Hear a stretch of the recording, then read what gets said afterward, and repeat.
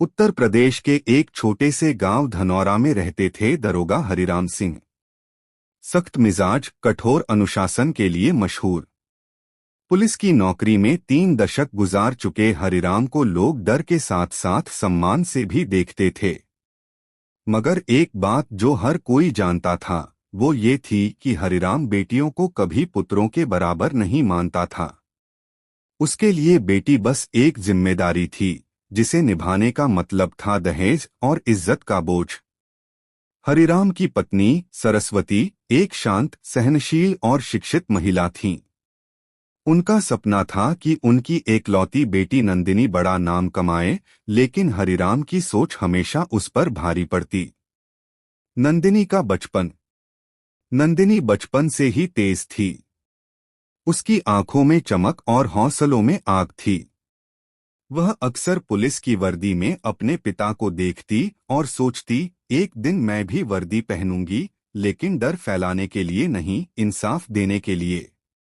नंदिनी पढ़ाई में अव्वल आती, लेकिन हर बार उसके पिता ताना मारते, लड़की होकर इतना पढ़ लिख के क्या करेगी, आखिर तो चौका चूल्हा ही करना है। एक दिन नंदिनी ने हिम्मत करके कहा, पापा, मैं यूपीएससी की तैयारी करना चाहती हूँ। हरिराम का चेहरा तमतमा उठा। लड़की हो, ज्यादा उड़ने लगी हो। ना कोई कोचिंग जाएगी ना शहर। अब ये बकवास बंद करो, जाएगी ना शहर। अब ये बकवास बंद करो। लेकिन नंदिनी नहीं मानी। उसने जिद पकड़ ली। जब बात ज्यादा बढ़ गई तो हरिराम ने एक फैसला लिया। अगर तू घर की मर्यादा नहीं मान सकती तो इस घर से बाहर चली जा। हम तुझे पाल पोस कर सिर चढ़ाने के लिए नहीं लाए थे। सरस्वती देवी की आंखें छलक आईं। उन्होंने बेटी के हाथ में कुछ पैसे और किताबें रखीं और कांपती आवाज में कहा, जा बेटी, खुद को साबित कर। जब तू लौटेगी तेरा नाम इतिहास बनेगा। संघर्ष की यात्रा। नंदिनी अकेली थी, बेघर थी, लेकिन हिम्मतवान थी। वह लखनऊ पहुंची, एक छात्रावास में रहने लगी और ट्यूशन पढ़ाकर अपने खर्चे खुद चलाने लगी। दिन रात पढ़ाई, मेहनत और तपस्या में डूबी रही। उसने हर मुश्किल को चुपचाप सहा, भूख, ठंड, अपमान, अकेलापन, मगर हार नहीं मानी। 4 बार असफलता मिली। कई बार वो टूटने के कगार पर पहुंची, मगर मां की दी हुई चूड़ी और शब्दों ने उसे संभाले रखा। जब तू लौटेगी तेरा नाम इतिहास बनेगा। 5वें प्रयास में नंदिनी ने भारतीय पुलिस सेवा आईपीएस की परीक्षा पास की और उत्तर प्रदेश के एक जिले की एसपी नियुक्त हुई। सालों बाद उसी गांव धनौरा में लाल बत्ती की गाड़ी घुसी। पुलिस वालों की कतार लगी थी। गांव में अफरा-तफरी थी। बच्चे दौड़ दौड़ कर कह रहे थे, नई एसपी मैडम आ रही हैं। हरिराम अब रिटायर हो चुका था, एक थका हुआ और अकेला इंसान। बेटे ने उसे छोड़ दिया था और समाज अब उसकी नहीं सुनता था। वो रोज मंदिर की सीढ़ियों पर बैठा पछताता था। गाड़ी रुकी, दरवाजा खुला और उसमें से उतरी नंदिनी सिंह, वर्दी में, सिर ऊंचा, आंखों में आत्मविश्वास और चेहरे पर दृढ़ता। गांव के लोग दंग रह गए। हरिराम की आंखें नम हो गईं। वो खुद को रोक न सका, लाठी टेकता हुआ उसकी ओर आया। नंदिनी, बेटी, मैं बहुत गलत था, माफ कर दे। नंदिनी ने सिर झुकाया, लेकिन चेहरा कठोर था।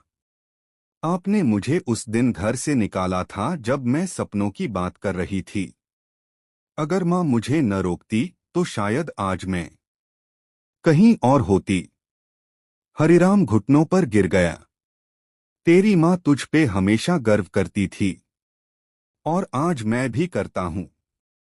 तू वाकई मेरा गर्व है।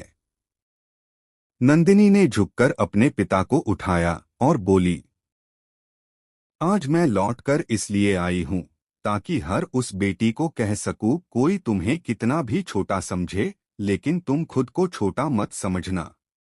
सपने सिर्फ बेटों के नहीं होते, बेटियां भी इतिहास बनाती हैं। निष्कर्ष।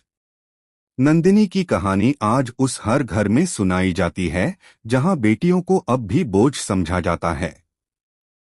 वह एक मिसाल बन गई संघर्ष की, आत्मविश्वास की और उस परिवर्तन की जो एक बेटी अकेले ला सकती है। अगर आप चाहें, मैं इस कहानी को नाटक, उपन्यास या स्क्रीनप्ले में भी बदल सकता हूं। अक्सर समाज में बेटियों के साथ होने वाले भेदभाव को देखती, लेकिन वह जानती थी कि ज्ञान और आत्मबल ही असली ताकत हैं। उसने निश्चय किया कि एक दिन वह ऐसी ऊंचाई पर पहुंचेगी जहां से वो उन सबको जवाब दे सके जो बेटियों को बोझ समझते हैं। संघर्ष की राह। आरती की पढ़ाई आसान नहीं थी। पुजारी जी की आमदनी सीमित थी, लेकिन उन्होंने कभी उसे किसी चीज की कमी महसूस नहीं होने दी। आरती ने 10वीं में जिला टॉप किया, फिर 12वीं में राज्य स्तर पर दूसरा स्थान पाया। लोग अब कहने लगे, ये लड़की बहुत आगे जाएगी।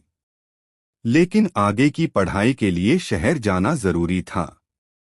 खर्चा, रहना, खाना सब कुछ चुनौती बन गया।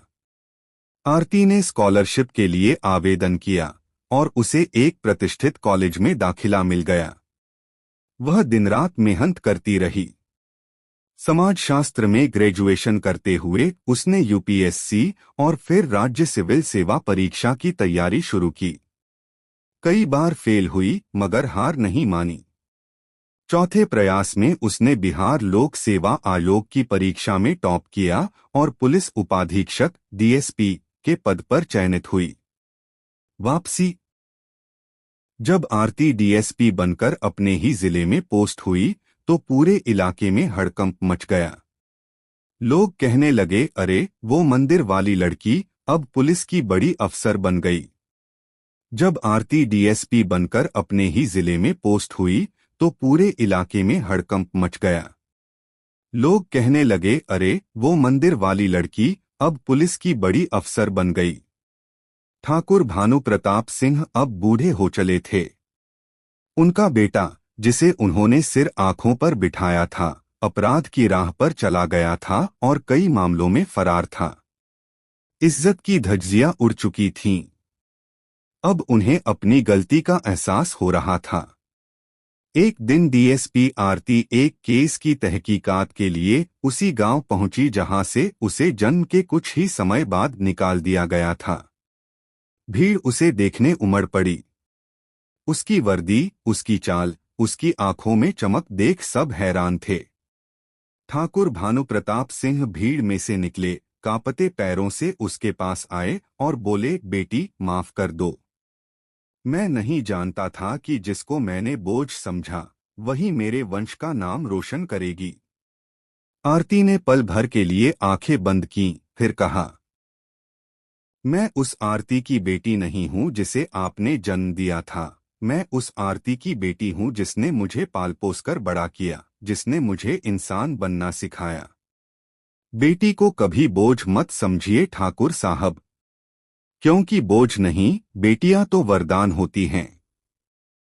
निष्कर्ष। आरती की कहानी आज हजारों लड़कियों के लिए प्रेरणा बन चुकी है। उसने साबित कर दिया कि हालात चाहे जैसे भी हों,